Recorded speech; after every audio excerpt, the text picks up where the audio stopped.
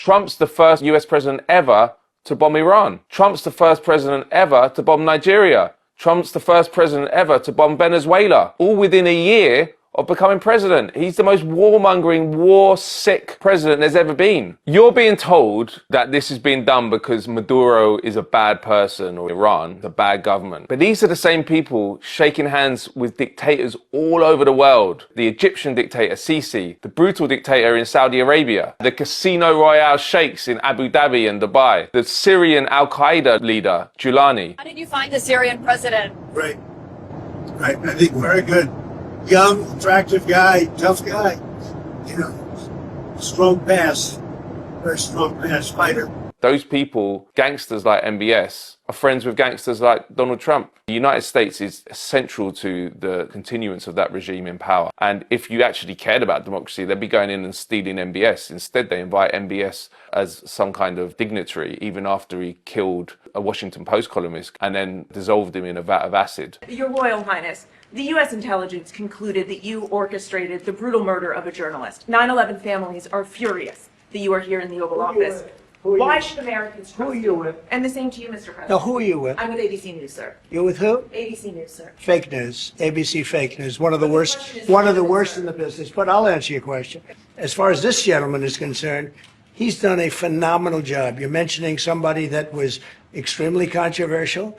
A lot of people didn't like that gentleman that you're talking about. Whether you like him or didn't like him, things happen. But he knew nothing about it, and we can leave it at that. You don't have to embarrass our guest by asking a question like that. This is the world we're living in. The idea that the United States supports democracy or has ever supported democracy is an ugly joke. We've been trying to overthrow democracies for decades and decades and decades. Even a 6 or 7-year-old, I think, if you explained the world to them, would not believe the bullshit that the liberal pundits believe. The United States says it supports freedom and justice, but yet they spent 2 years supporting genocide in Gaza. Where's the freedom and justice for the untold number of children murdered by Israel over the past 2 years in this brutal genocide? The United States says it supports democracy, but yet it's best friends with MBS, one of the most brutal dictators in the world. Keir Starmer says he promotes democracy, but is friends with one of the most brutal dictators in the world in the UAE. The United States is against terrorism, but yet Trump is now backing Al-Qaeda head of Syria. All of it is smoke and mirrors that is very, very easy to blow away the smoke.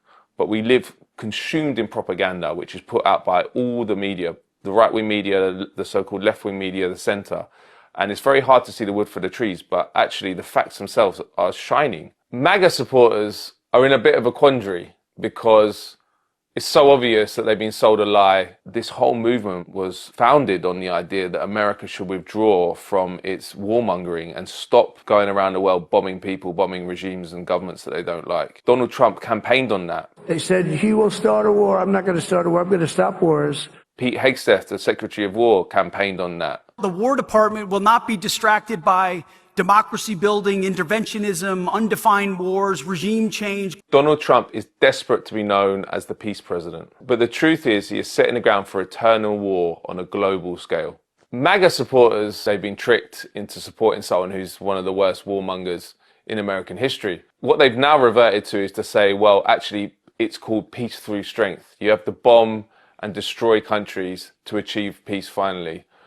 This is after 20 years of the war on terror, when the forever war showed that it just spreads and mutates. The more you bomb, you're not going to get peace at the end of it. You're going to get more war. They're going to find that out in a very real way over the next decade. These kind of movements are about manipulating the masses. They're about telling them a story about what these people represent, when in fact, of course, they represent the same interests. They represent the oil companies, they represent the deep state, they represent the intelligence agencies, they represent the US military, they represent the arms companies. That's the reality. But they have to sell all these fake narratives. MAGA is a big lie from start to finish. Never existed. Make America Great is about warmongering, it's about giving money to corporations, it's about giving money to Wall Street. It's all a lie, propagated by oligarchs and right-wing media to get the masses to vote against their class interests. The same elite which is trying to steal resources from around the world has been stealing resources from the American population for many decades. And now there's one of the most unequal societies in the world in the United States, with all the attendant problems of poverty, drug use, prison population, criminals. And rather than look at the real causes of that, which are people like Trump and presidents like Trump and their economic policies, they externalize it and say it's all the fault of Venezuela, that we have all these drug addicts because they're importing all this fentanyl. It's complete rubbish. This is a problem of capitalism. It's a problem of neoliberalism, and Trump is a neoliberal extremist. How can you blame Nicolas Maduro for all the ills of American society? If you want to solve the opioid crisis, take power away from the pharmaceutical companies. Invest in health, invest in education, make your society work in a much more human way. Trump's doing the opposite. He's ravaging American society, blaming it all on immigrants and blaming it all on official enemies like Maduro who won't give their oil at the price they want. Blame the pharmaceutical companies. Blame the lack of investment in healthcare. Blame the billionaires that are hoarding the wealth and got substantially richer under COVID.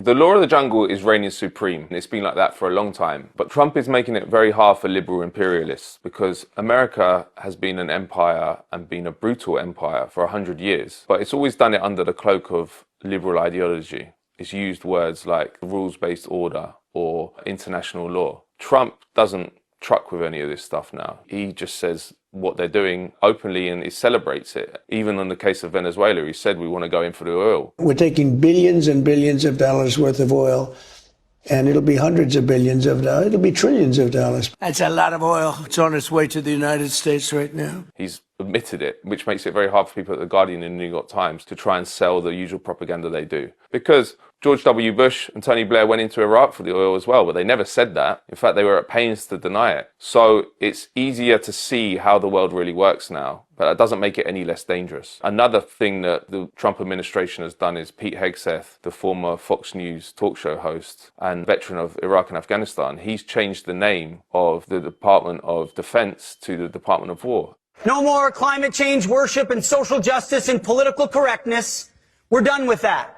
We're unleashing the warfighter to be ready, trained, disciplined, accountable, and lethal. Again, much more honest. We know what we're dealing with. We're dealing with a rampant warmongering empire that wants to control the world and control the resources of the world, and people don't matter. The British government is part of the same empire. This is why Keir Starmer can't condemn what's happened in Venezuela. He basically has to suck up to Trump at all times, and that's because we do what the United States tells us. Starmer is in power, but he has no power. He does what he's told by Israel, he does what he's told by the United States, he does what he's told by BAE Systems, he does what he's told by BP. He doesn't have any power, he's just a drone that is told what to say because we are a supplicant vassal state of the United States. That needs to change. We need to move the conversation towards trying to free ourselves, and this goes for every European country, from the American empire. Because Trump doesn't care about Europe.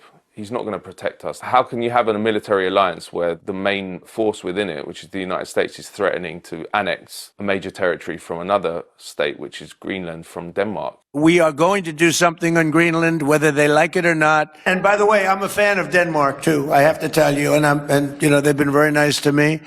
I'm a big fan, but you know, the fact that they had a boat land there 500 years ago doesn't mean that they own the land. So we're going to be doing something with Greenland, either the nice way or the more difficult way. We had years of them talking about how Putin illegally invaded a sovereign nation, but yet they're all supporting Trump because they don't believe anything that they're telling us. It's all lies.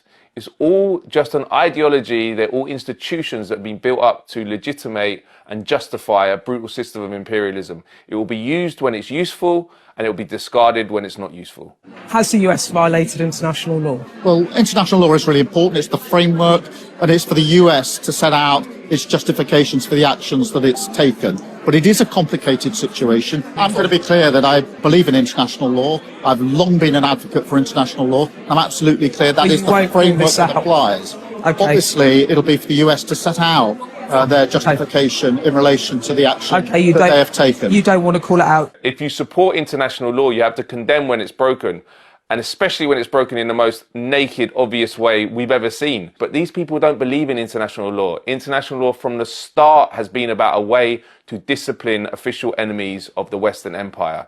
And it's still the case, but the mask is off now. We can all see it. There's no illusions anymore. We live in a world of reality. Trump is the mafia don. Starmer's the lieutenant. Macron's the lieutenant. They don't work for us. They work for Washington. We need a government that works for us. We need a government that respects international law, that believes in all the things we're told they believe in, because otherwise we live in the law of the jungle, and we don't want to live in the law of the jungle. The coming generations are going to pay for the norms that are being set now. What's the lesson that Trump is teaching the world?